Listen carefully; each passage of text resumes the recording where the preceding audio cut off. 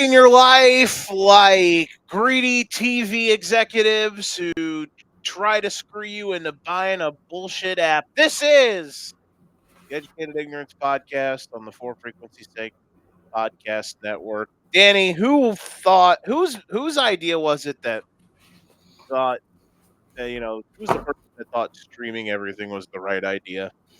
Netflix. Everything was so good. Everything was so smart back when, you know, we had to put a round disc on our roofs, and if the weather was bad, we weren't able to watch TV. It was much more simpler back then. Now it's a disaster. What did weekend warm up? I'm Joe Winkle, joined by Mr. Danny himself, Gotham Gambling. How are you, friend? Happy. I'm mad, and I'm taking it all out on your Orlando Magic.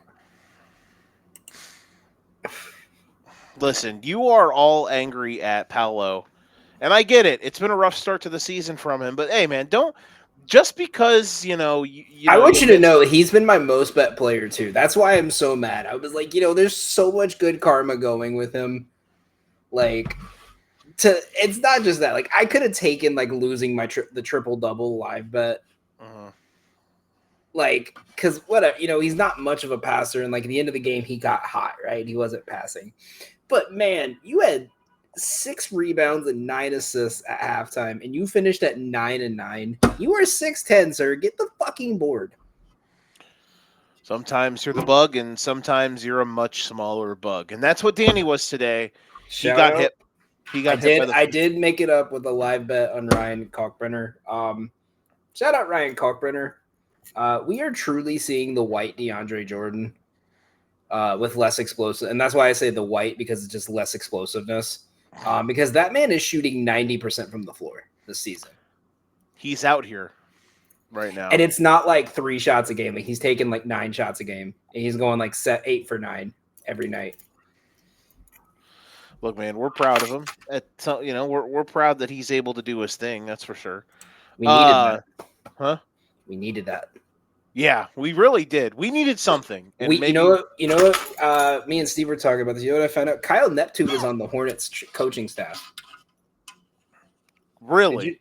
Yeah, and I guess it makes sense because who better to help kind of because think about it. Every rookie except for Knipple they drafted this year is a big East guy. So who better to kind of help him? What's the dude from UConn they drafted his name? Liam something. What's his name? McNeely. Yeah. Who better to help them kind of, better, or who knows how to coach them better than the guy who had to scout against them for 3 years? That's a great point. That's a fantastic point. I will say, if anybody is bringing the white race back into existence, it is Austin Reeves. I mean, come on now. I think it's the Utah Jazz. Listen, they are out here. The Frosty 5 or 4.5 or something at least. Regardless, let's get into the show. We've got a fun weekend coming up. There is a World Series on the line tonight when you hear this. I'm so excited. I'm sleeping on the couch tonight if the Blue Jays win. I don't care. Yeah. Listen, Lydia's going to yell at me. Lydia's an Ohtani fan. That's what got her into baseball. She's a Freddie fan, so she's a Dodgers fan now. I don't care that the Dodgers spent all this money to get everyone. We talked about this where it's, the other owners just don't want to spend the money and the Dodgers are willing to spend it. Cool. It's the constant talking about the Dodgers that makes me man, them losing is going to be so fun to see. Right? Because all you hear is what was it? There was a night, I think you were playing the Padres, and the Padres pitcher broke a career high in strikeouts. But the first thing they showed was Ohtani hitting a single in the highlight reel. Like that was the top highlight MLB posted, right? All you hear is about like, what did Otani eat for breakfast type shit. Like it's so annoying. And seeing everyone was just like, oh, it's who's gonna lose to the Dodgers. And now like the Blue Jays are showing like, oh, we can you we are that team that can beat them. My one fear in the Dodgers losing the World Series is I am very scared to see how much money they're going to spend again next year, this offseason, Four to hundred make them million to even better. 400 million to Kyle Tucker. Kyle Tucker might get $1 billion contract just to spite the rest of the league. Mm-hmm. They're going to buy the rights to Aaron Judge's contract like it's a fucking soccer. Yeah, and then, yeah. They're gonna Premier League this and go get. They're gonna give like 2 top 10 prospects, get Paul Skeens, and sign him to a 15-year, like $190 billion contract. God, could you imagine? I am scared of if the Dodgers lose, but I will be so happy because I think having parity in baseball is fun. I think whoever was going to make it between the Blue Jays and the Mariners was going to be a very fun team. I just don't think. I think the Mariners would have went down in 5 because they play just like the Dodgers. They don't have the hitting chops that the Blue Jays do. The Blue Jays do not strike out, and that's the one thing like that's helped them through this. It's been fascinating, man. I came into this series thinking that it would be competitive. I did not. I think I probably thought that I had a feeling this would get back to Toronto, especially after they got the first game. I thought anybody saying that this would be like a 4-0 or 4-1, I thought was like, come on, man. Like the Blue Jays are legit. And their lineup is too good. It's crazy to think, honestly. The series, I mean, listen, if one thing happens here or something else different happens in another spot, but think of how many missed opportunities that they had in game 3. Man. And if they cash in on one of those, they might have won the title last night. All I'm thinking is, man, how well is this Vladdy contract paying out? He's so good. Jesus Christ. He's so goddamn good. God, what a man. He's a demon. I have like 3 photos from that game that I'm ready to annoy Lydia with by like making them my profile photos on all my socials and tagging her in it. The first one's Vladdy hitting the home run off Otani. Oh, I saw that picture. And then when she tells me to take that down, I'm going to put the one up of Savage striking out Otani. I'm sleeping on the couch this weekend. I'm fully prepared for it. Like I'm not an Otani hater because watching him do what he does is just freaky. As a person, I hate him, but like as a baseball enjoyer, like as a baseball player, I love what he does because he's insane. But him as a person, I think is a piece of shit. You telling me you don't like the fact that he runs a Ponzi scheme? Yeah, and gambles and intimidates people out of real estate deals. Yeah. Listen, man. The 30 for 30 we're gonna get on him after his career is gonna make whatever the fucking 86 Mets did like irrelevant. Doc and Daryl. Yeah. Shout out to them. I'm at the laundromat, Daryl Strawberry. Shout out to Riff Raff. He's gonna be like, yeah, so I actually instructed the like Israeli army type shit. Like it's gonna be horror. It's gonna be war crime level. I just know it. But now, so now we are a full week and a half in the NBA season. How do you feel about the league as a whole? Because man, this has been a fun start to the year. I think that for you're talking, this has been a astounding first couple weeks. Our first, I guess, 2 weeks. We're 2 weeks in now. Well, I guess we're a week and a day in, basically, right? Week and a couple days, I should say. Week and a half. This has been outstanding stuff. I have loved every moment of the NBA season just to see certain teams certain teams get off the mat, to see certain teams come alive. It has been, to see certain players blossom. It has been an absolute joy to watch. Have you enjoyed the NBA? I mean, your team is undefeated still, so I'm sure you've Oh enjoyed yeah, that, I'm correct? feeling great. I have if you look at the gambling aspect, I have I put $25 just for funsies on a bet of at least one team to start the season 7-0. There are currently 4 teams that are still undefeated. One of them is in fact 6-0 and plays the Pelicans on Sunday. So that bet is looking very tasty. Run me a quick $50, but yeah, I mean, dude, it's been so fun to see. Like we talked about the Knicks last week, like kind of free playing it and looking fun, but like the Thunder look good. Um, the Spurs look absolutely unstoppable right now. The Bulls are 4-0. What? Yeah. The Embiid saying like, I'm hurt and we suck. So now you have to do what I say because if I don't play, we suck. And VJ Edgecombe and Maxey are just willing this team to an undefeated record right now. While also scoring 130 points a game. Milwaukee is somehow 4-1 with whatever this roster is. And they beat Golden State last night without Giannis. You texted me saying the Warriors might be good, and I told you counterpoint. The Clippers are just that bad, and I think this proves it because it's not just the whole back-to-back factor, but it's literally the fact that the Warriors went in with a fully healthy roster against a Bucks team that Ryan Rollins was the star player of. He was awesome.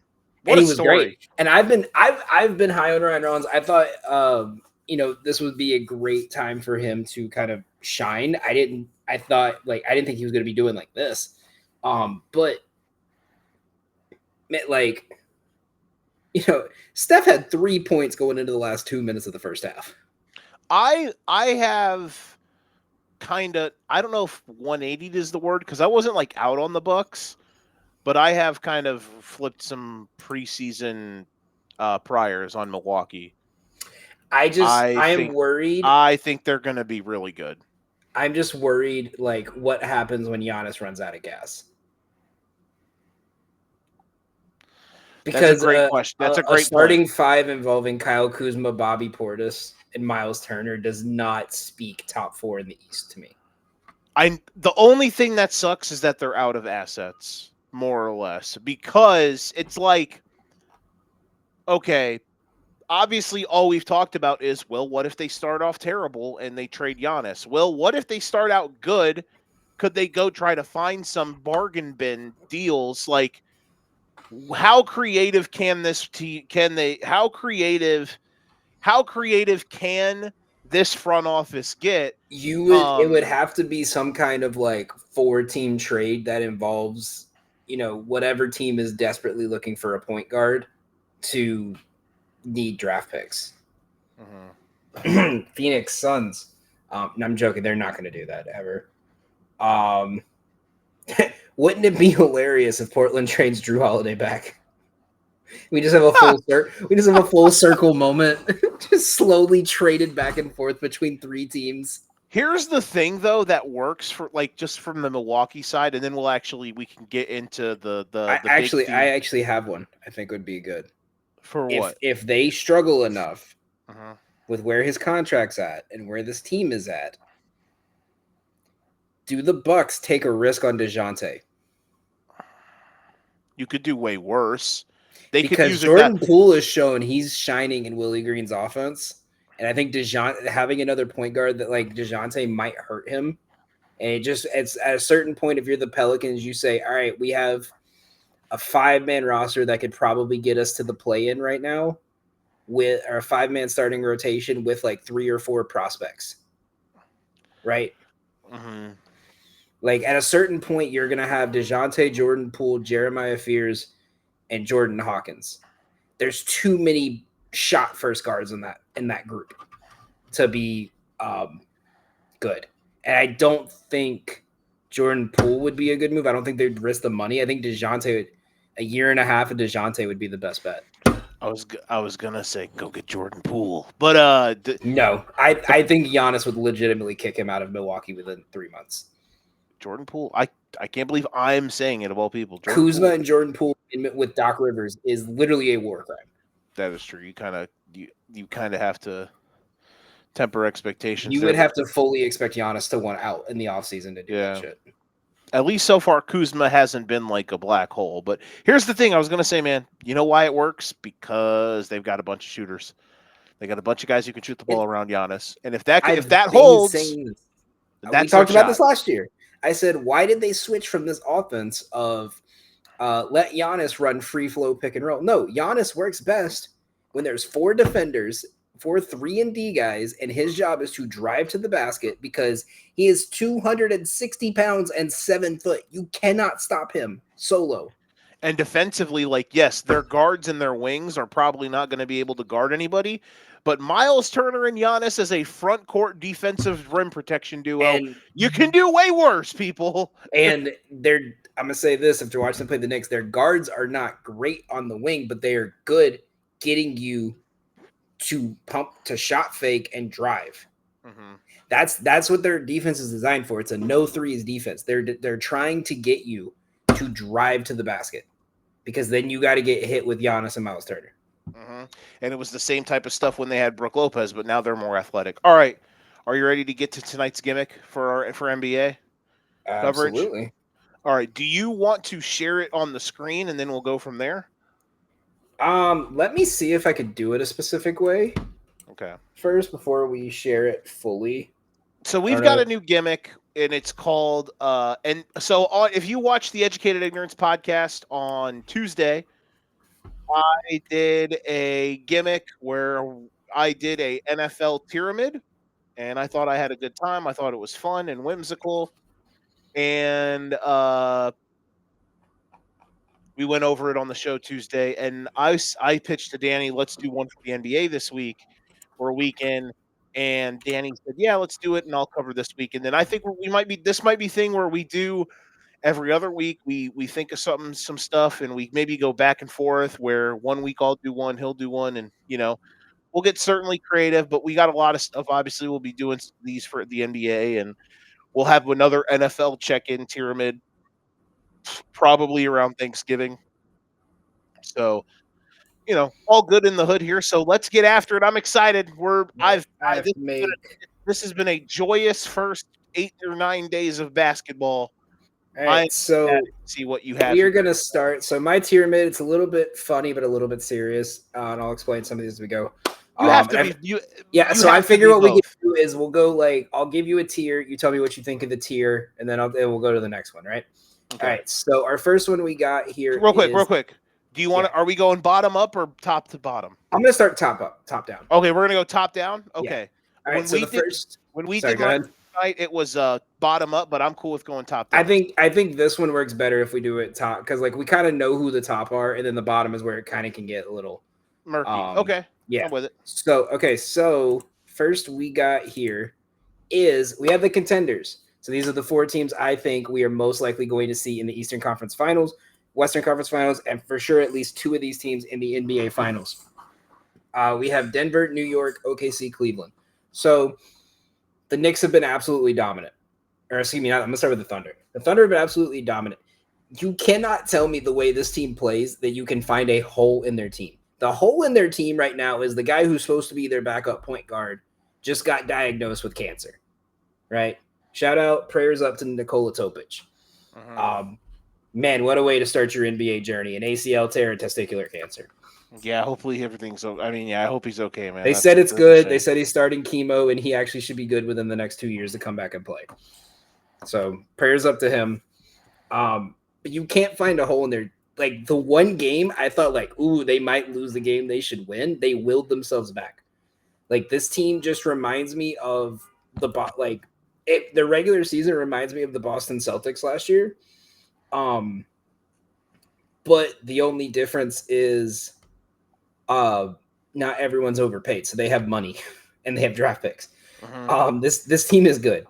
I legit the only flaw I can find is Lou Dort plays rugby instead of basketball when he's out there at times. Um, yeah. So the Knicks, they've had a couple weird games, but I really like this offense. I think the only step past them for here is to go to the finals. Their bench unit looks great.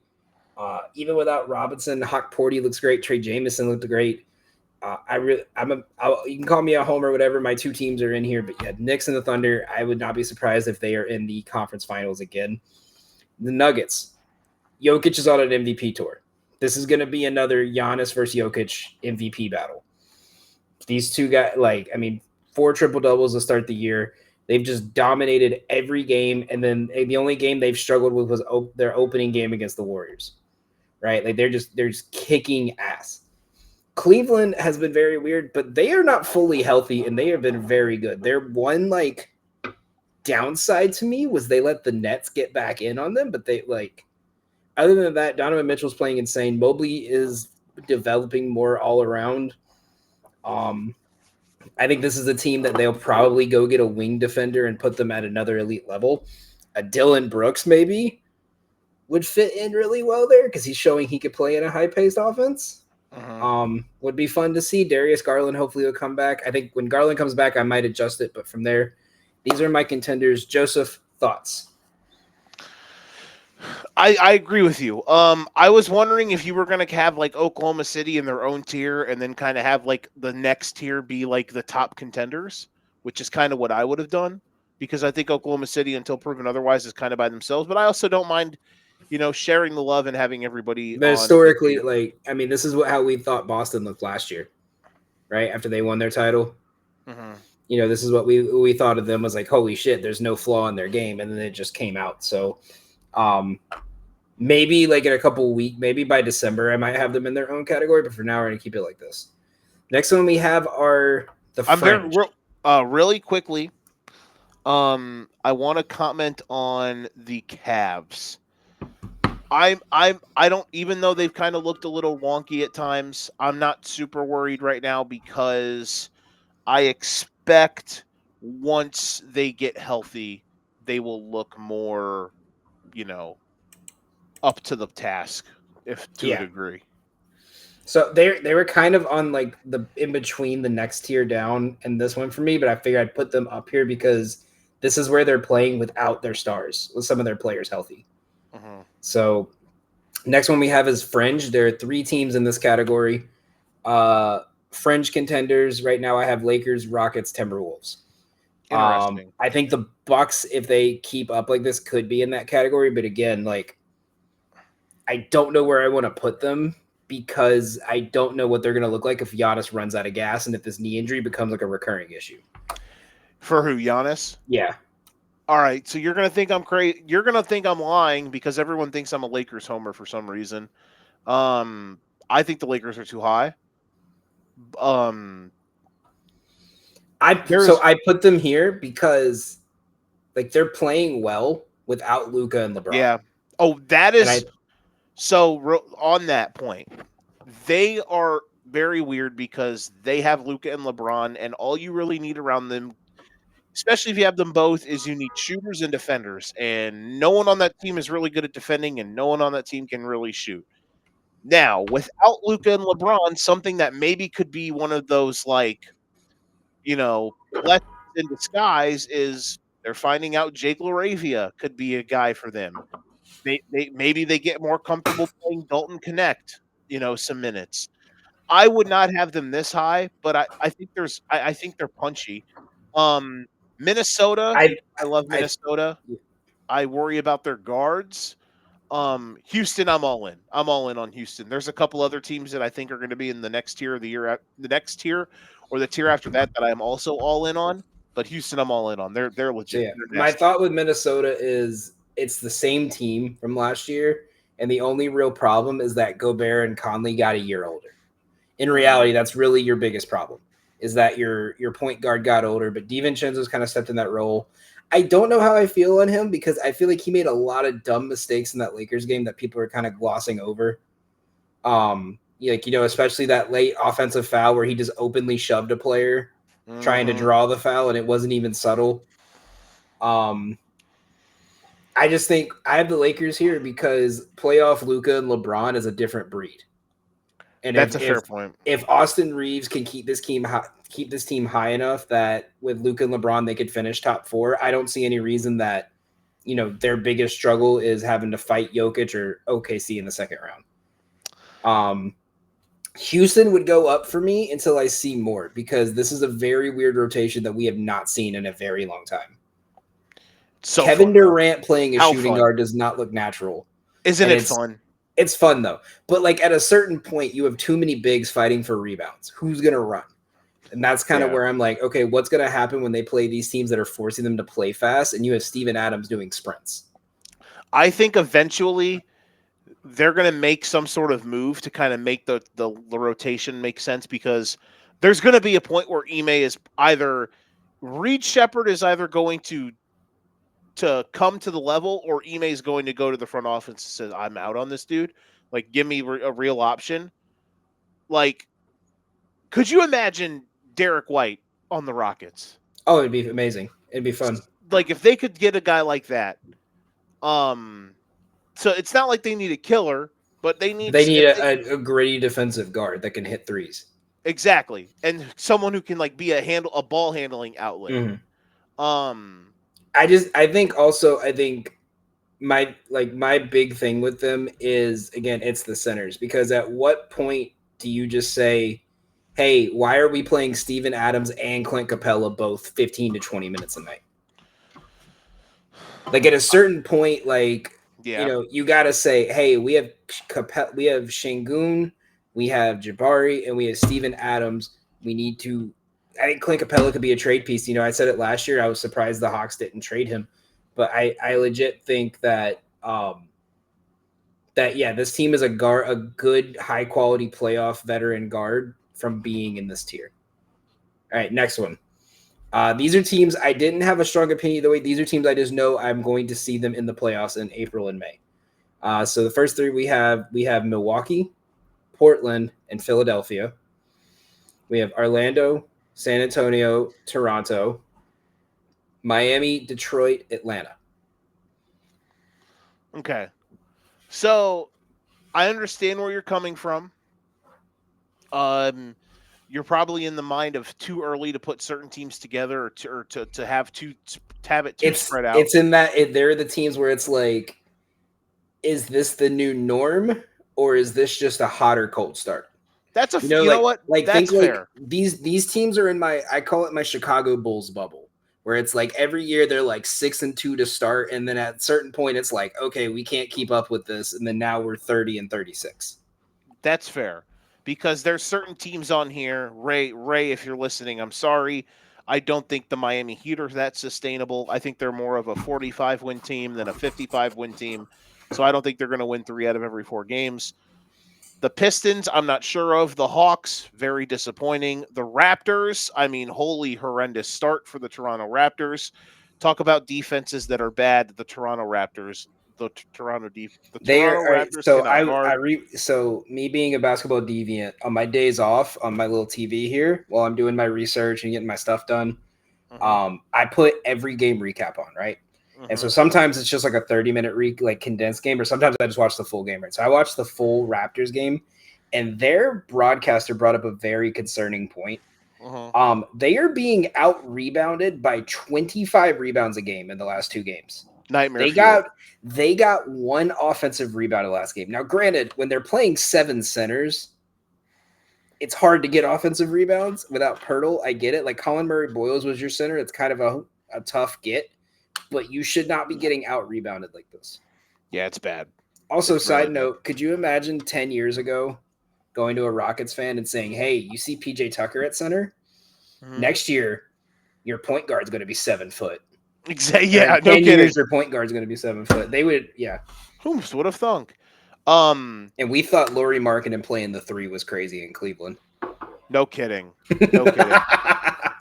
Portland, I would have them in their own tiers. I would have been too tempted to put them in their own tier and have some sort of Pookie or they were in their own tier, but I couldn't think of a good Chauncey Billups joke. So yeah, exactly. Yeah, there's some good jokes that can be made on the Portland Trailblazers right now. The Bucks I would have higher. Orlando, Oh boy, nightmare fuel start. Their defense is bad. I don't know if their coach is long for this world. The team in this there's two teams in this category outside of the Bucks. So the Bucks I've definitely move up. I already know you're gonna say the Spurs or the Pistons. No, the Spurs and the Sixers. Because the Pistons right now, I don't know. Like if you told me the Pistons So kind of, I'll tell you the Sixers. If you okay, go ahead. Because we have not seen one. This team never stays healthy, so we're like 3 weeks away from like someone getting into an injury, or Could we're they? 3 weeks Yes. away from Embiid just being like, "Oh, you guys seem to not need me. I'm not going to play no more bullshit." And that's just also me being an Embiid hater. That is fair. Real quick, all right. On the Pistons, I am kind of in the camp that the Pistons are going to come back to earth a bit this year, which sucks. It's just I don't know. Their team is a little wonky to me. I think they're missing Malik Beasley, and that's the problem. They're like a guy and a half short. You know what I mean? They're an aggressive bench shooter away. Yeah. They are a Jordan Clarkson. They are a Jordan Hawkins, if you want to get desperate enough. They are a trade $1 billion first-round picks for Lauri Markkanen, for Christ's sake, away. Could you imagine? No, honestly, no, I don't think so. I think they're closer towards like, hey, let's go get a bench player and let's just tell him to rip when he gets when he touches it, rip it. Because Duncan Robinson is just too stuck in the Spoelstra system to fill that void. All right. On the Sixers and then on the Spurs. The Sixers could very well be the ultimate fizzle-out team, but I am in a world where I'm just going to sit here and I'm going to enjoy it. I wouldn't put them in a spot where it's – I think I will say this. They're 4-0. They're in the right tier. I wouldn't put them higher, but they are in the right tier because I wouldn't say like – even if I'm breaking this tier up a bit, they're in the right kind of class because I'm not going to sit here and tell you the Sixers are going to contend for the East. However, their guards are so awesome. And that's without Jared McCain, and I don't know when he'll come back, but he'll be back sooner than later. Their backcourt combos that they can put out there are so fun, and they've got so much juice. It's a joy. It is an absolute joy. Now, is Tyrese Maxey going to average 38 a game all year? No. Probably not. However, I'm going to sit here and enjoy it because, goddamn it, it's fun. And here's the thing, man. Embiid, listen, you know me, I'm a lover of that guy. I will always have an affection for him and this organization for some reason. But I will say this. So just allow him to trust his body again, and in 2 months we'll see what happens. But that can hate him though. That's fine. Okay, I'm not mad at you I'm gonna break down Embiid for you again because I brought this up to you before. Embiid only plays good. Yes, I know. He only plays against the shitty teams. So we'll talk about this season. Celtics, right? He sucked. 1 for 9. Then he plays the Hornets, and he drops like 18 in 10 minutes of play, right? And then he sits out the Magic game, right? For injury reasons, whatever. And then he plays the Wizards. Would you think if you're looking at the schedule and a more important game on the schedule would be Orlando and Washington, even this early in the year, you would want him to play that Orlando game and not the Washington game? I don't disagree.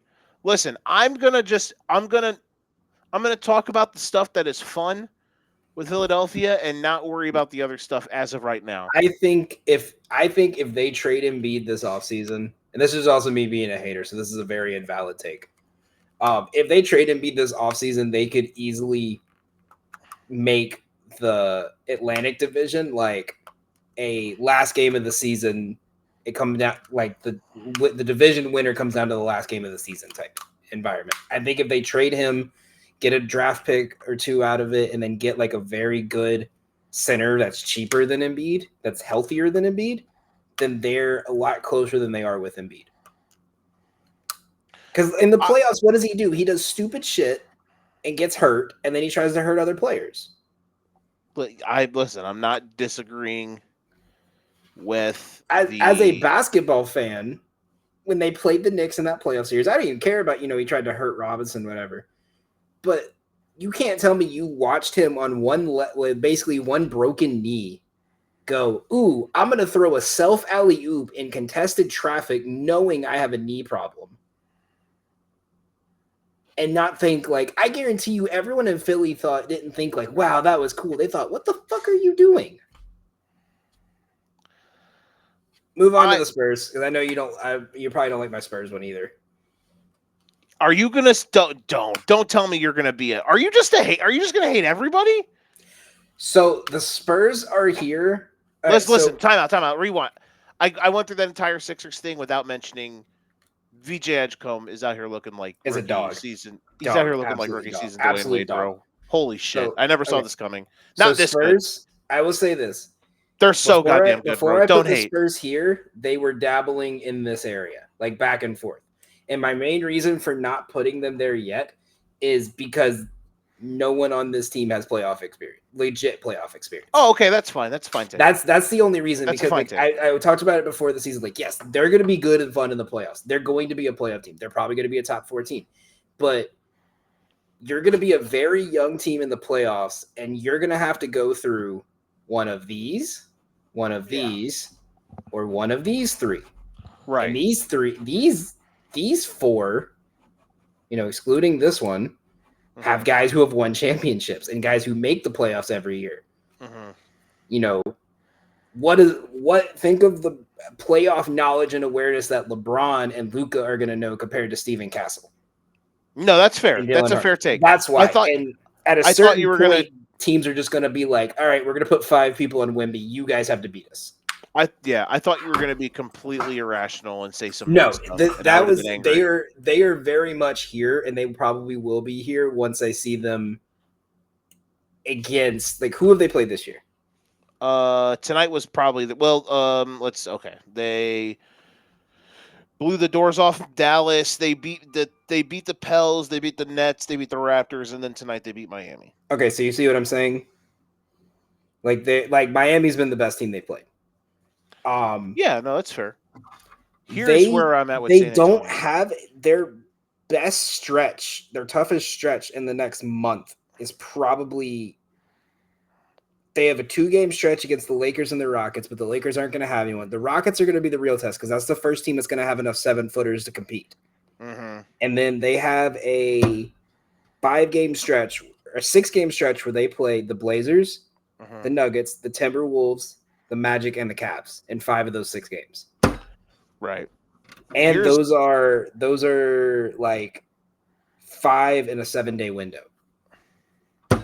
Here's the thing for San Antonio where I'm at that has me so, and that your takes are totally fine.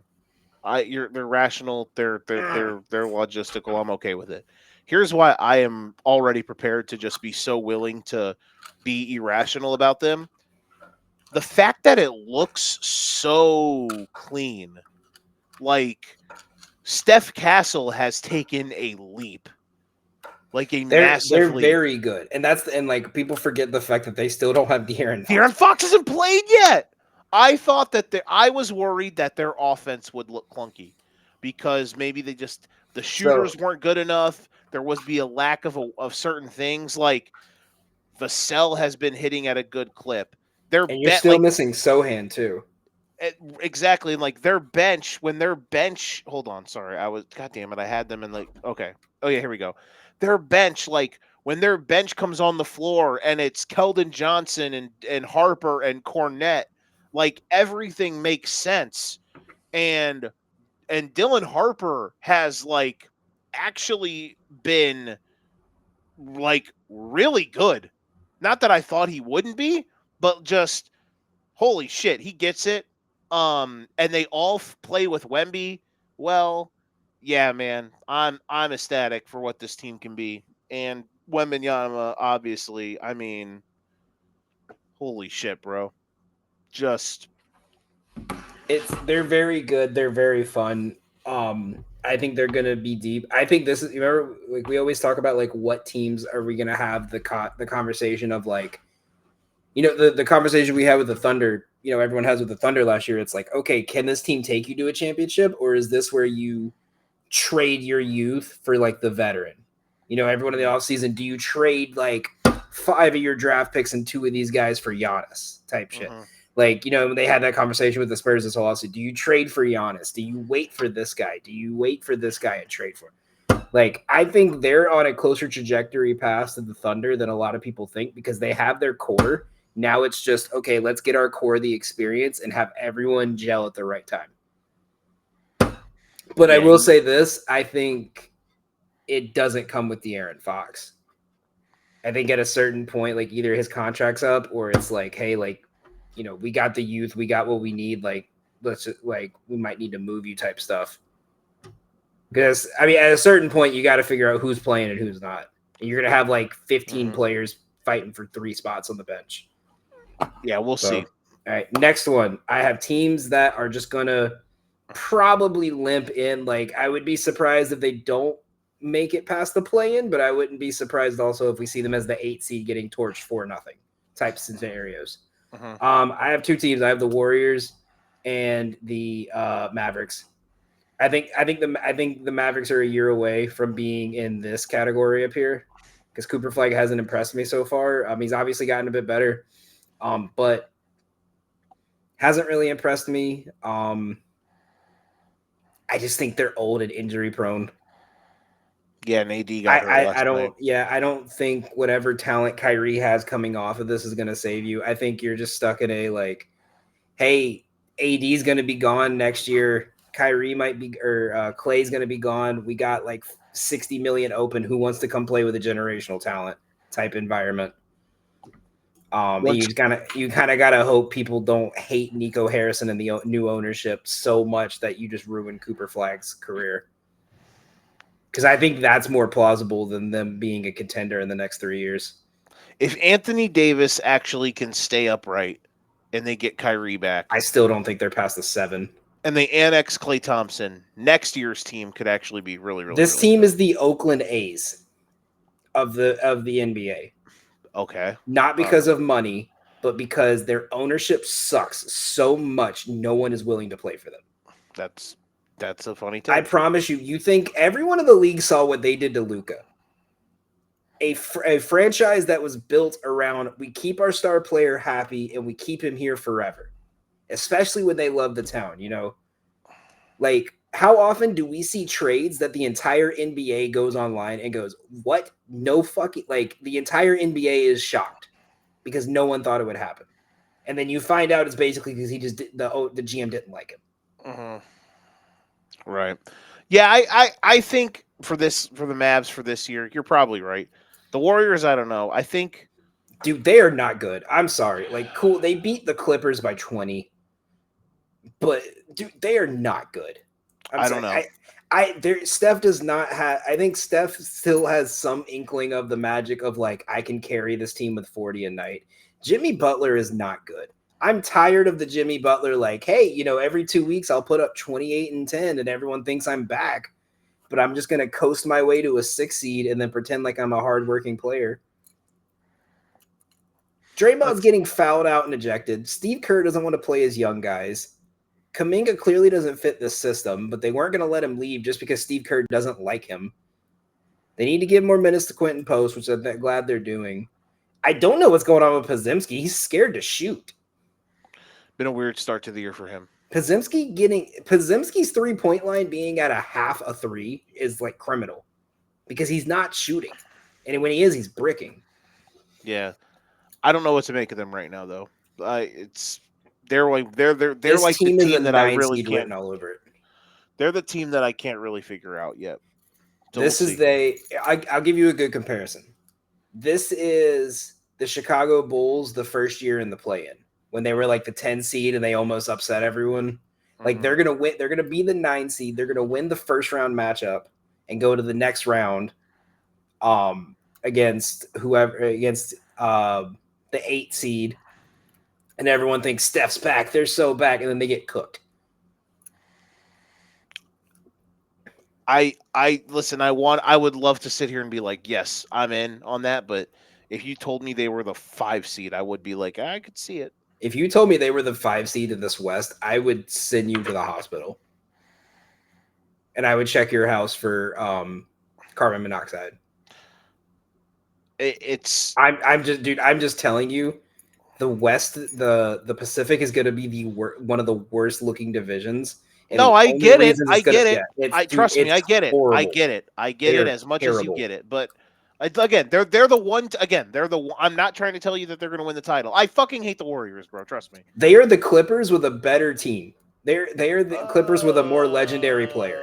They have 3 old guys that are I taking up wouldn't. I 35 wouldn't. minutes. I wouldn't totally say that, but I get what you're saying. They have 3 guys above the age of. Their starting lineup is the oldest, the second oldest in NBA history. Who, Golden State's? Yes, Yeah, the that makes first sense. oldest is the Clippers. Listen, again, I'm not trying to. You're yelling at the clouds right now, my friend. I'm not I will trying to keep sit here. yelling. I'm not trying to sit here and tell you that the Warriors are awesome. They're the one team in the league I honestly like. I have zero fucking clue. Which is why I said they'll probably limp in. Like I'm saying, like Steph's Right, going to yeah. drag this team through broken glass and gut and ammo fire, like just to get here. Okay. And then they'll get like the Thunder in the first round who've been fresh for 3 weeks, and they're just going to run them to death. I think you'll like this next category the best. I already saw the. Yeah, name. I'm mad I to scrolled see it. down too far. This I'm is dying to see exciting whites. Oh no! Oh my All right. god! Come So, on! all right. So the first one is the Chicago Bulls, okay. the Utah Jazz, and Austin Reeves. Attaboy. The Bulls are fun this year, man. Like I don't care if they go 30-52. Like I'll even tell Doug, like if they suck this year, they suck. But they're fun to watch, man. They shoot, they run. Vucevic looks like he remembered how to play. Buzelis is absolutely amazing. Bro, he's awesome. Giddey's He's like great. legitimately awesome. You know, who would have thought their last game we saw the Bulls play the Bulls because Levine and DeRozan. Mm-hmm. Utah is on this because man, that Walker Kessler and Lauri Markkanen are an amazing duo. Like we're getting Walker Kessler throwing hook passes and hitting wing threes.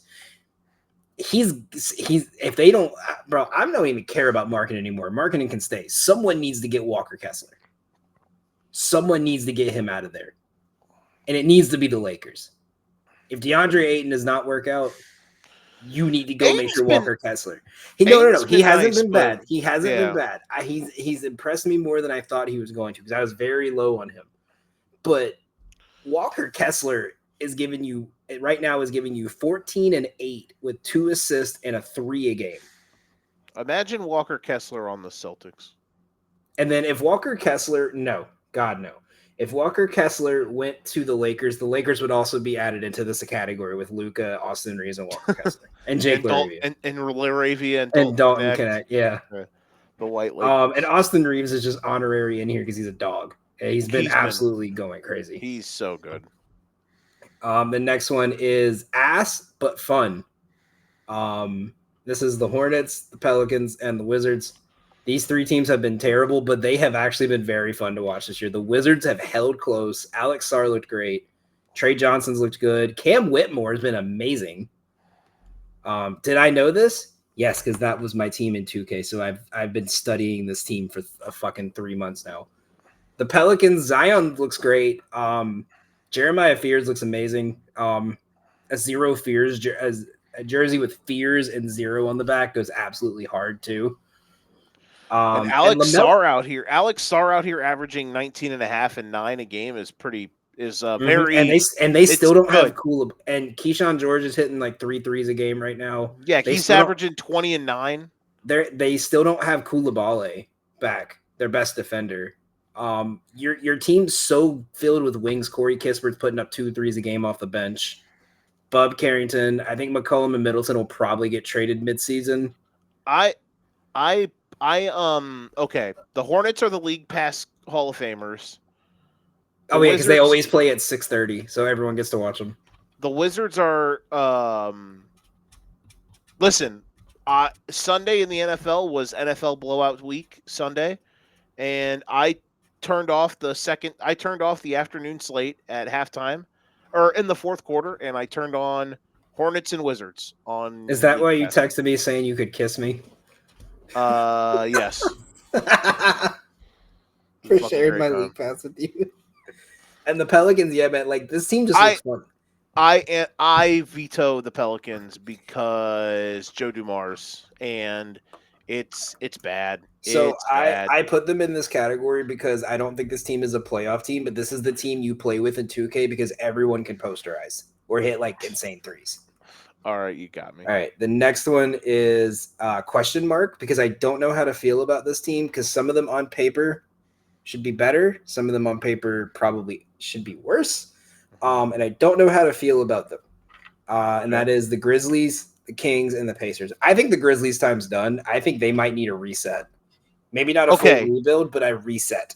All right, go on with the Kings and the Pacers real quick The because I have a Kings, counter. the Kings have been playing really well, but I don't think they keep this up. So that's No, why it's a question mark because it's like how yeah. much in 2011, like 13, if you told me the Kings starting lineup involved Russell Westbrook, DeMar DeRozan, and Zach LaVine, I would be putting this team to win a championship.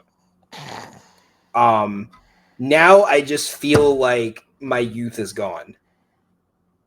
Yeah, like that's the thing. Like the Kings have been punchy in all of these games. Like they were in a close game against the Suns and lost. They beat the Jazz by They're one. just so top heavy. Like what happens when they get hurt?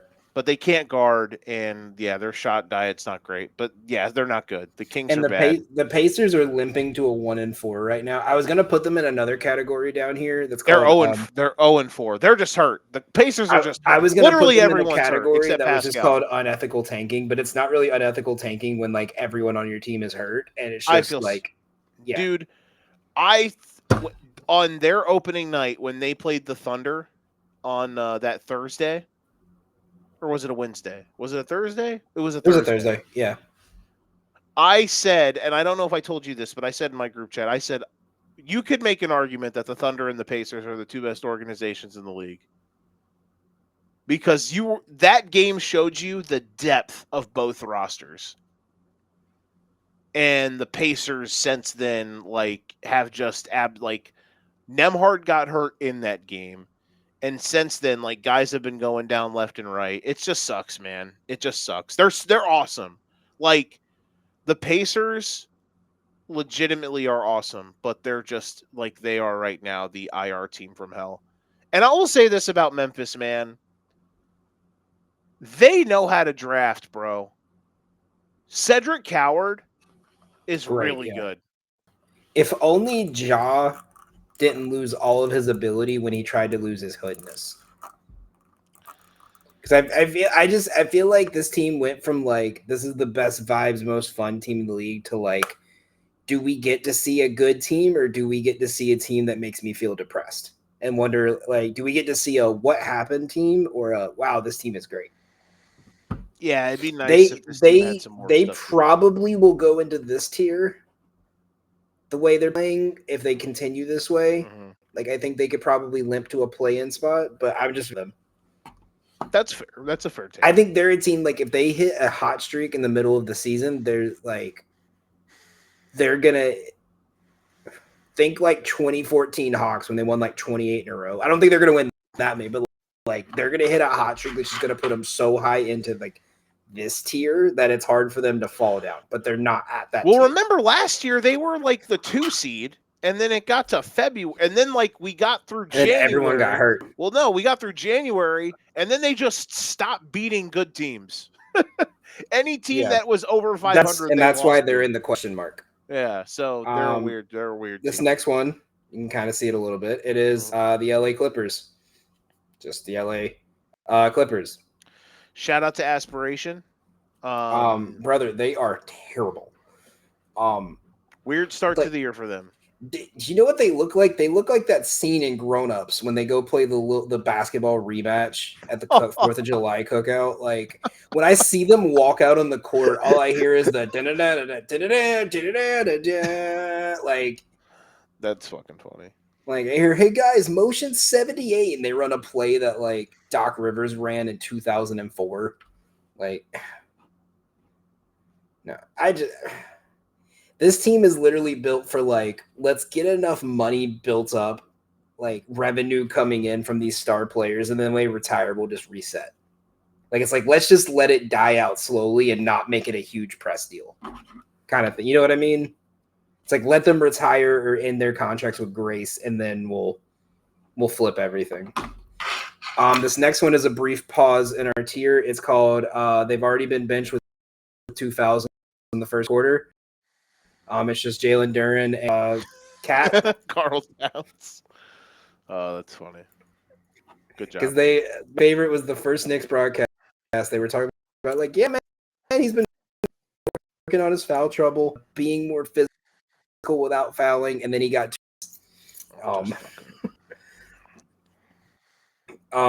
Next one is unethical tanking. Celtics and the Suns. Because the Suns are only in here because should be on a tanking team again. That is very unethical. The Celtics are in here because the Celtics 100% could field a playoff team. They just know, like, fuck it, let's go see if we can get YU type vibes. Yeah, this is not going the way I thought it could for them. Been a rough start. Yeah. Next one here is called the Taco Bell Swamp Fire. Mega. Okay. It's just Brooklyn. Oh boy, by themselves. Yep, brother, that's they are it. Horrible, bro. That they are an expansion team. They're yeah. Do you know how bad it is that I don't know half their roster? Like really, Yeah, we no joke shit. about like the European players I know. Like, bro, I don't know half their roster. They're fucking what? Their top 10 pick was what? Igor Dimin. He's like 30 years old already. Bro, they're just bad. Like, there's a meme I saw where it was like Thomas saying, "Oh, MPJ, you want the ball? Well, you got to go get the rebound." And it was MPJ being like, "Aha, I got the rebound. You want the ball now? You got to go get." Like, that's just how it is, bro. They're bad. They're very bad. The only thing I'm grateful for is there's finally a team in New York that sucks enough that we can get good seats to for cheap. Because the Knicks are brother. We tried to go to the Celtics game, right? Their second game of the season. It was $800 to sit in the nosebleeds. I looked at the Nets versus the Hawks. Jesus. The Nets versus the Hawks. 3 rows behind the goal. It was $120 for 2 tickets. That's crazy. How far of a drive is Barclays for you? It's like 45 minutes on a train. If everything's express, like probably less. Because it's literally going to Times Square and then taking another train like 10 stops, and it lets you out right in front of the stadium. It's not that far though. MSG is more annoying because it's at Penn Station, so you get everyone that's coming in from Penn Station, everyone coming in from Long Island, and the Knicks games. That is it for my tier. That was my tier list. I think you did a great job. Thank you. Shout out to hoopgoat.com for letting me make this list. They actually have some games. If they were. If you want to play. Want to play a game. Pick a game. All right, we'll play one. Let's do You want to do a blind tier list of NBA? No, let's do keep 4, cut 4. All right. Keep 4, cut 4. Derrick Rose. Is this all time? Let's say all time. Okay. Shit. Cut. Wow. Joe Johnson. God damn it. Oh, fudge. Oh, God. Cut. Kyrie. Keep. Vicky. Oh, keep. Trey. Cut.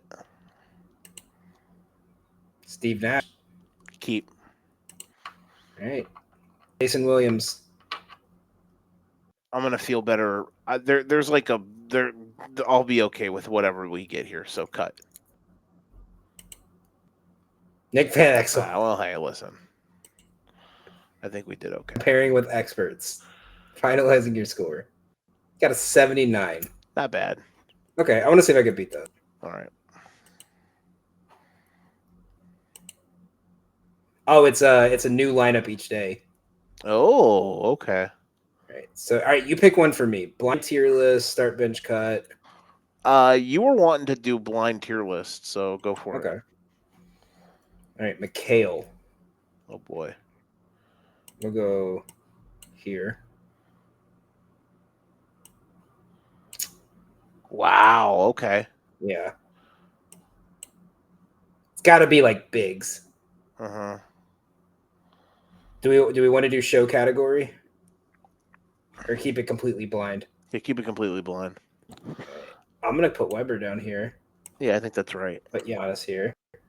Is it Kevin Johnson? It Larry has Johnson. has to be Kevin Johnson. That was Larry. Hmm? Zebo. Derek Coleman. Oh God, who's the Chris best? Bosh. Gotta be best power forward of all time. 69. Yeah, so I think you. I can't believe It he had was he's dynamic so. power forwards. I can't believe he had Kevin Garnett so low. Well, my thought was I was thinking championship, and that's Mm-hmm. why I was like McHale's here, but I didn't want to Uh-huh. put him up here in case it wasn't. Uh-huh. I would say I did the bottom pretty well. Dynamic power forward. Uh, I'd put Larry Johnson above these guys. I'd put Maybe AD Kyle over. Davis. I would put Yeah. AD. I would put AD up one, and If I we're would put. doing it, knowing the category, I'd have Giannis here. I'd have Bosch, Garnett, McHale, Uh-huh. Davis, Randolph, and then everyone else on the bottom. I think that's the right one. I think Okay, that's fair. that's fun. We have to do this each week now. That's fun. Yeah, no shit. All right, you want to make some picks? Absolutely. We didn't even talk college football this week or college hoops. I guess we'll do that next week. We're Yeah, getting our timing down. We're trying something new, so we're getting our timing down. the college basketball stuff for me. I mean, the games. So they got rid of the Champions Classic, then, right? I think so. Yeah. Good. Fucking tired of watching the I'm same gonna stuff. try to go to that Illinois game at MSG. The Connecticut one Mm-hmm. on Thanksgiving. Yeah, I'm gonna try to talk my dad into letting me go for instead of spending time with my family that's coming up here to see me. I at this point right now, I just hope we're healthy for that.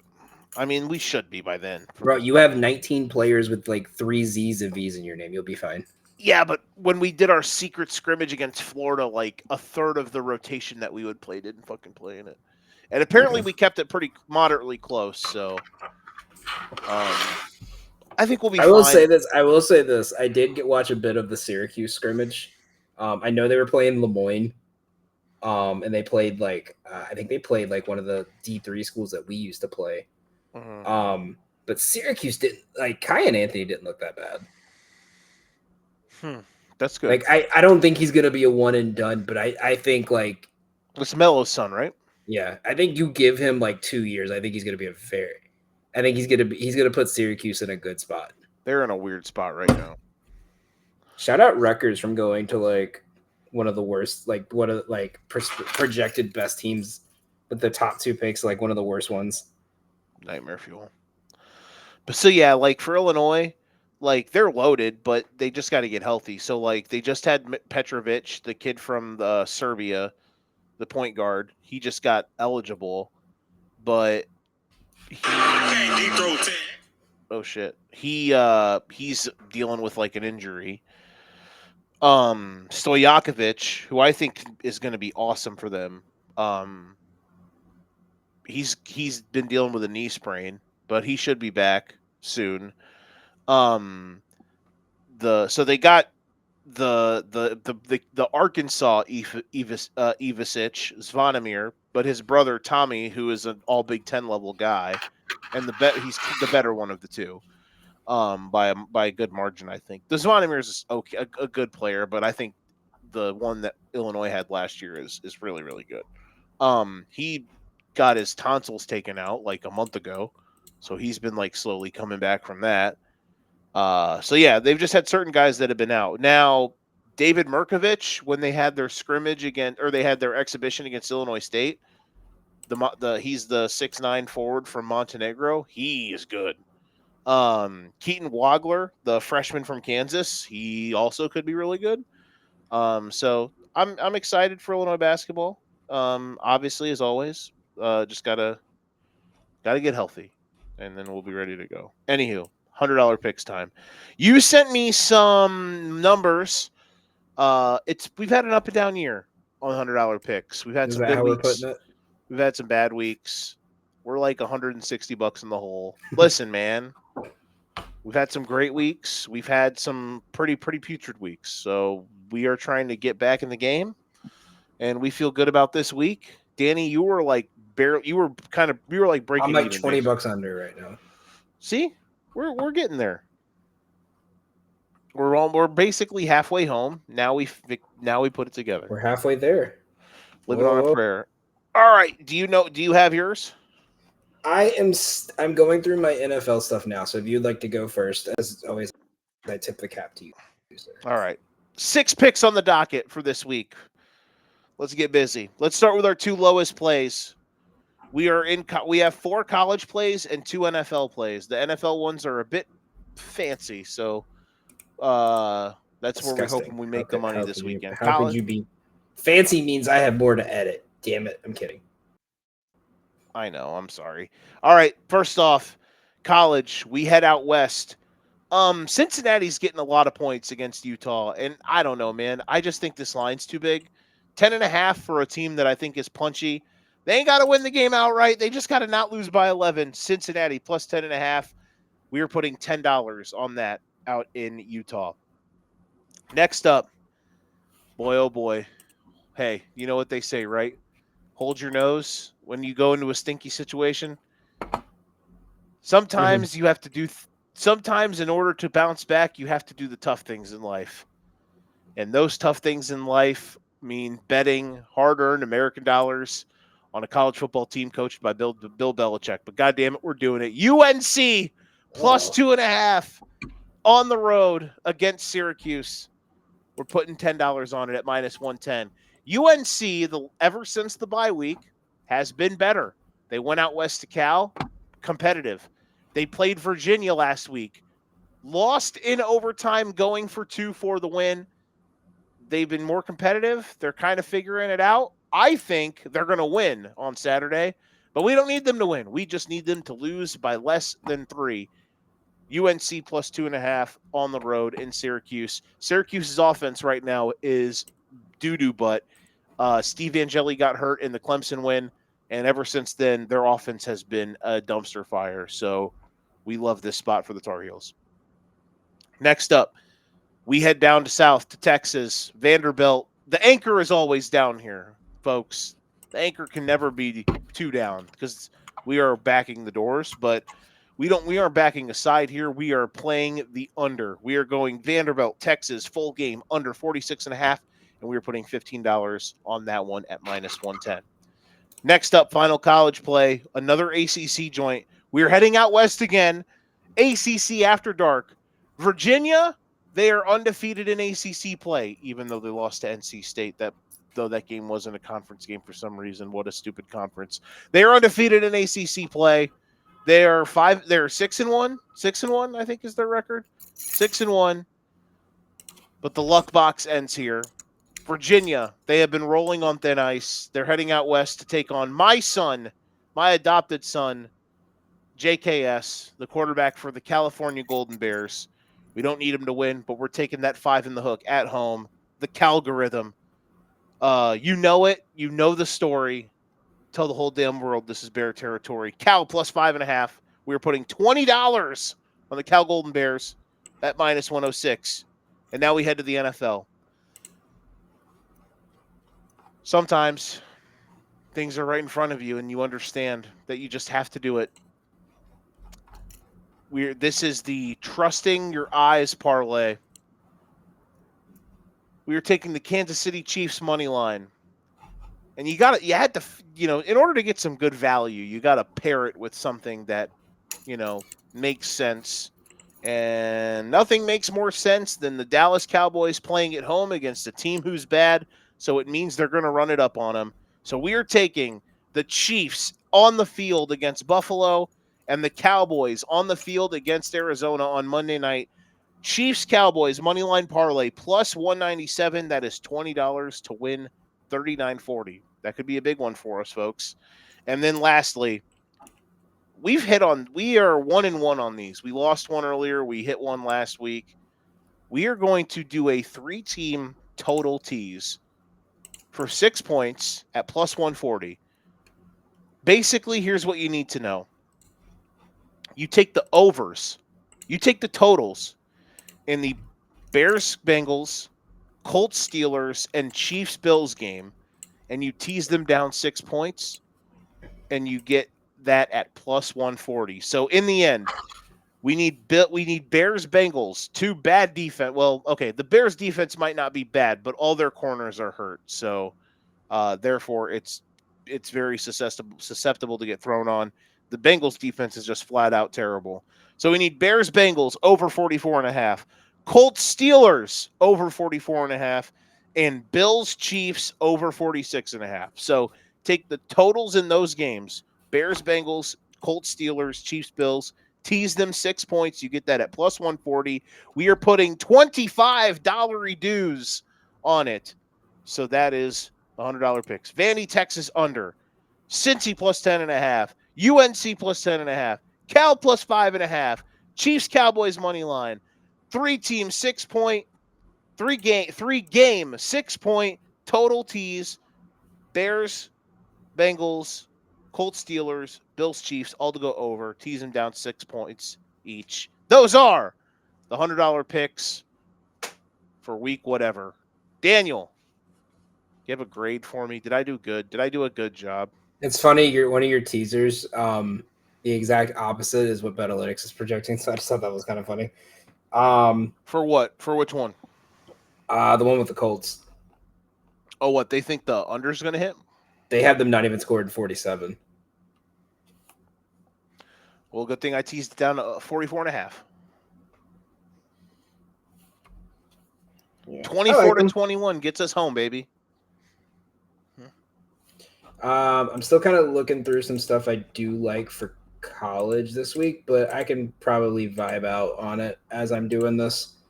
Okay. All right, so we're going to start with, hang on, let me do my math. 25, 40, 50, 60, 75.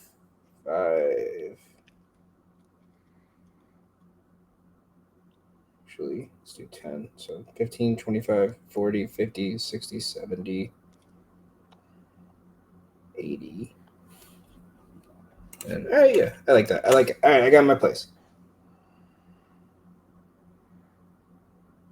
Let it rip. Sorry, just doing my thing right here. All right, so here's what we got today. So we're gonna start. Joe, I've been nice to you, and I have not put a soccer play in the last couple weeks, but I'm bringing back my unfair advantage.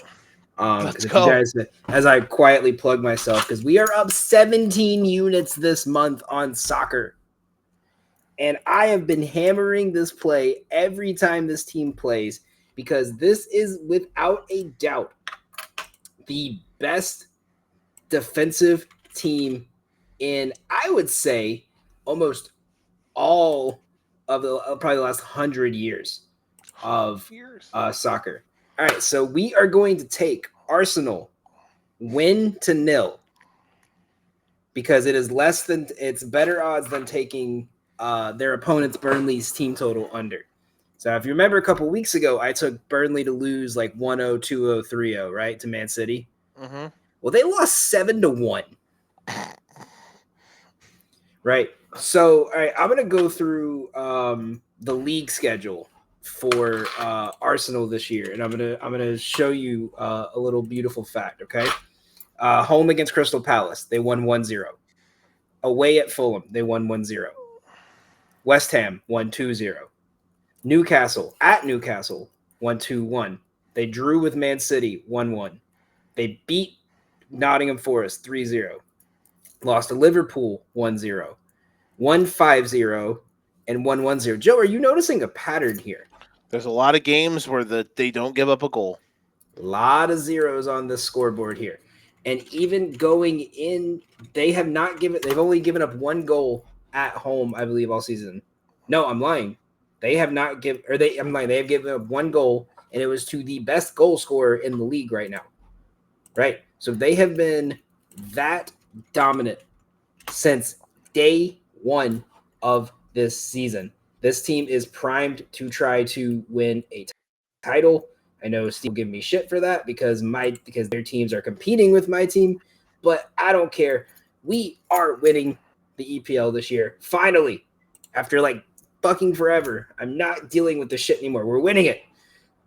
You can even look at their non-league schedule. They have their EFL Cup. They won 2-0. Champions League. They've won 4-0, 2-0, and 2-0. They have scored 8 goals against the best teams in Europe without giving up a goal. Head-to-head against Burnley. Burnley has scored 2 goals on them since 2017. This team is winning this game without giving up a goal. Win to nil, minus 110, $15 on that one. If it wasn't a soccer match, I would be putting a lot more, but the rule is you never go crazy on soccer. That is a hell of a little bet that you can make, that you can basically bet they will win while not giving up a goal. Not giving up a goal. Yep. And there's other ways you could do it, like this team to win and both teams to not score, like this team's team total. It's just whatever it's like taking like, do I take this team to win in regulation or do I take the team spread? Like depending on what's got better value. Then we're gonna come back. We're gonna come back to the US of A to start November. But we're gonna take ECU Temple under 58.5 minus 115. Love that. They just played a game on the link. We have been hammered. We talked about it before. I got it originally at 60.5 and I boosted it to plus money. But right now it's at 58.5, so I will be gentleman and I will take the 58.5. $10 on that one because Temple and ECU both have been weird for me, but this seems like a great spot for the under. And this one I have a little name for this parlay. I call it I'll miss Lou Pitt. Illinois, Ole Miss, Louisville, Pitt, money line, plus 125, $15. I literally did this just for the name. And because I think all these teams will win outright for sure. You were looking earlier to try to pair someone with Ole Miss and Illinois, and you were like, well, I don't know what to do. And then you found something. So I'm glad you did. Then we're going to take Wake plus 10.5. Me and you are on the same side here. If Ashford plays, this line drops. And he's probable, even if he plays with a hurt thumb, their run game is too good. Claiborne is absolutely a fucking stud. You have to think that line is thinking like that they have to think Ashford's not playing. Now, Robbie Ashford's not a world beater, but still. Me and Steve talked about this earlier. The reason my thought process was all of their games against FBS schools at home, if they've lost, they've played it close. Right? So like think about it. What was it? It was Miami. Really tight game. What was their other home loss? It was USF, right?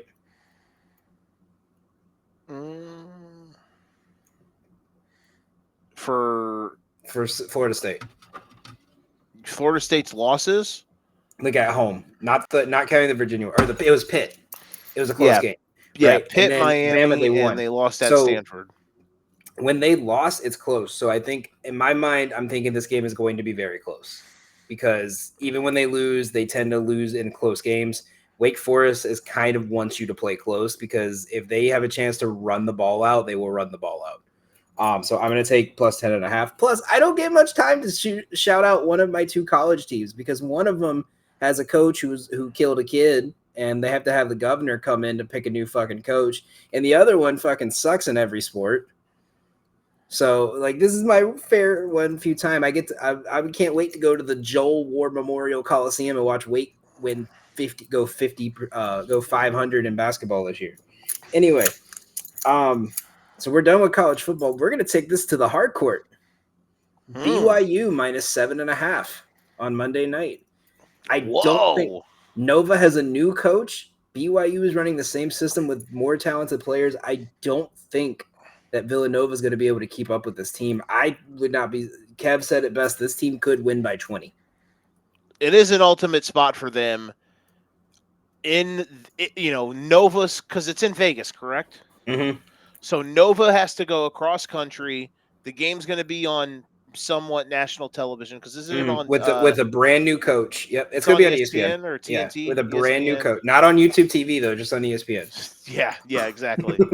Shout out to those who have the bundle. Man, we should come up with college Game Pass, bro. Do you know how much money we would make? Dude, it'd be 30 billions, bro. It'd be so sick. We would be running. We would own the For Frequency Sake network. We would be the net. We would be all networks. Yeah. Sorry, yeah. ESPN. We're for the people. Exactly. Fucking That's why we would never be billionaires. Yeah, we care too much about others. We care too much about human rights. What? I'm kidding. I know. So, but you're right though. Like, perfect spot for them to be, showing off their new toys. Villanova's got a lot of uncertainty. They've got a new coach. I forgot who their new coach is, by the way. It's the dude from Maryland. Oh, it's Willard. Yeah. I forgot about that. Because he gave up on his team mid-tournament. And that was the whole thing. Everyone was pissed about it. Because in the conference tournament, he was just like, guys, I'm not going to be here, and just kind of half-coached it. Kind of, sort of, yeah. They had a sick tournament run, though, even though they... I mean, because at the end of the day, it took the Natty... It took the team that, won the title to beat them. And they had a sick win in the second round. The more I think about it, Maryland just seems like... You remember I said, Vandy's that fun team that, they're gonna worry you a bit, and then now they're hitting that step. Maryland kind of reminds me of that. It's just man, they're not at that level, but man, they're fun to watch in every sport. Yeah, Maryland. It's weird for me as an Illinois fan because Maryland in basketball fucking owns us for some unforeseen reason. It makes no sense that we cannot beat those dudes. Brad, now that Willard's gone, maybe we can beat them because Brad could never fucking beat Willard. But then again, we lost to Turgeon every time we played Turgeon, so I don't know. I got a couple more here. But yeah, but no, again, okay, sorry. So yeah, new spot, BYU showing off their toys. This is a spot for Villanova where it's you're about to get slutted out to the country. And I kind of like that Arizona game, but what worries me is I think that's the one a lot of people are going to be on. And they're playing Florida. Because I think a lot of people are going to be Florida's going to, it's their first game of championship. They're clearly the better team. That's why they're the favorite. Kind of like Kansas State, Iowa State, where it was just well, if they weren't the favorite, there wouldn't be any reason they should lose this game if they're betting favorites. Versus everyone's going to be no, the James family in Arizona. Oh my God, I had to take this side. I do like Arizona, by the way. Torvik has a 1-point game, so I kind of want to keep it that way. As I'm looking at Torvik now, because I want to double check what this actually was at.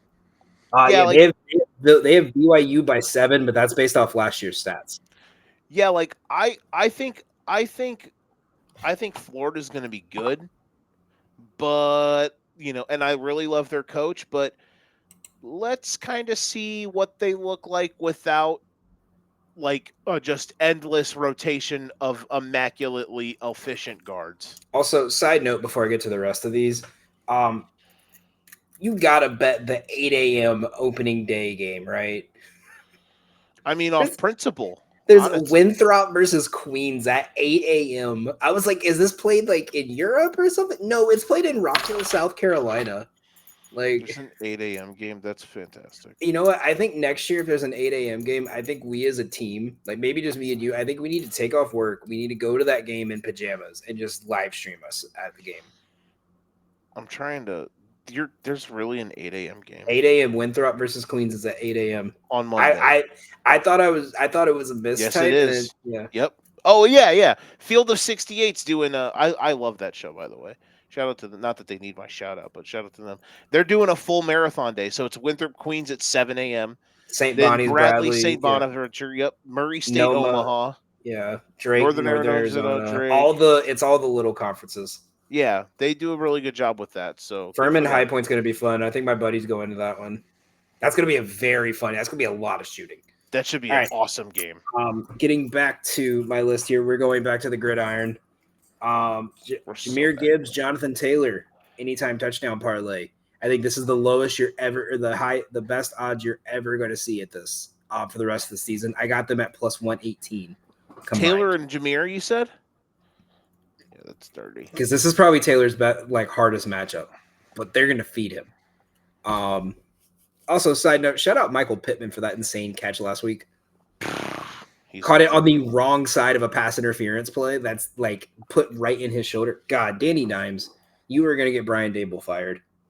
I said that when you were in New York, and I say that when you're a Colt. Yeah. Then we're gonna go. Brinks and I have made that joke multiple times. So I'm gonna go. I'm gonna go. I've been dabbling. I'll go back to 15 on that one. Then we're gonna go Falcons Pats under 44.5. So this line kind of confuses me because these offenses can be explosive. We don't know if Penix is fully healthy, right? Well, shit, I didn't know he was hurt last week. Yeah, I didn't either. But they probably sat him because they didn't care about Miami as much as they cared about this game. Like that came out of nowhere. I want to know what that line closed at. It was 7.5. I want to know what we did the whole fantasy show. I never heard a word about it. All of a sudden I look up and check. It's like, wait, Kirk is playing this. It was such a It closed at 7. So they still thought like Miami was bad enough. But I like this at 44.5. I'm sure someone's gonna juice it. You could probably get 45 somewhere. If you'll allow me 45 if I see it. Yeah. I got 45 on the dot. I'd rather take 44.5 at plus money. I got it at plus 100. I don't think this is going to be like a lockdown game because I think these teams are definitely going to score. But these are two very good defenses. I think if Cousins plays, I think this is going to drop really bad because I don't think their line can hold long enough for Cousins to get the ball out. But I also think Drake May is going to actually have a rough time against this defense. The only thing that worries me in a certain area, and though you're on the total, so it doesn't really matter, Falcons away from home have kind of been a disaster. Right. And so here's my thing. And like, this is my thing though, is these defenses are going to be locked down because if the Pats were to ever get the biggest lead they're probably going to have in this division, it's going to be this week. Yeah. Because if they win and Buffalo loses, Buffalo's going to have to run the table. Because they'll be 2 games ahead. Mm-hmm. And then the last one here, Seahawks money line. I don't know if Daniels is playing. I don't care if Daniels is playing. The Seahawks defense is too good. The Commanders line is horrible. I think we found a stat the last couple weeks when I took them on the 10 p.m. game on Monday Night Football. And I said that, and it was the Seahawks have the third most likely quarterback scrambles from pressure and the third least amount of time quarterbacks have to get the ball out before being forced out of the pocket. They're going to call you a Washington hater, bro. Well, there's a difference between me going against Washington here and you constantly pooping on them.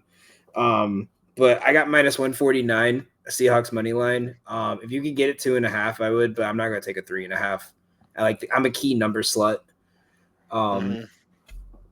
So we're going to take that. And that's going to be for 15 as well. So that should be 100. Yeah, so shout out one game I did want to bet out of principle, but I wasn't going to, and that was LIU cover the spread against Notre Dame at 25.5. We all have our vices. All right. Give the folks a rundown real quick of your bets. All right, so we got Arsenal Burnley, Arsenal money line to 0, ECU Temple under 58.5. I'll miss Lou Pitt plus 125 at 15. 15 on the Arsenal, 10 on Temple, ECU. Wake plus 10.5, $10. BYU on the court minus 7.5, $10. Jahmyr Gibbs, Jonathan Taylor, the offensive player of the year parlay plus 118 for each of them to score a touchdown, $15. Falcons Pats under 44.5, $10 at plus 100. And Seahawks money line minus 149, $25. Excuse me, $15. I put the wrong number in because I am tired. We did good. Go team. Go sport. Go sports ball. Let's go sports ball. All right. That's going to do it for another episode of the Weekend Warm-Up. It's cold outside, so we hope you were able to get you toasty. Make sure you follow us on our socials. Go to forfrequencysake.substack.com. Follow our Substack. We got a bunch of great content out there. Go check out all of our shows. Got some great stuff coming up for you this weekend. We'll see you next time Until then, this has been the Educated Ignorance Podcast. If you ain't got your Give Me Best Pass the Sticks, we will see you maybe Sunday night, maybe Monday night. We're not too sure yet. To be determined. Until next time, thank you for hanging out with us. We're out, y'all. Peace.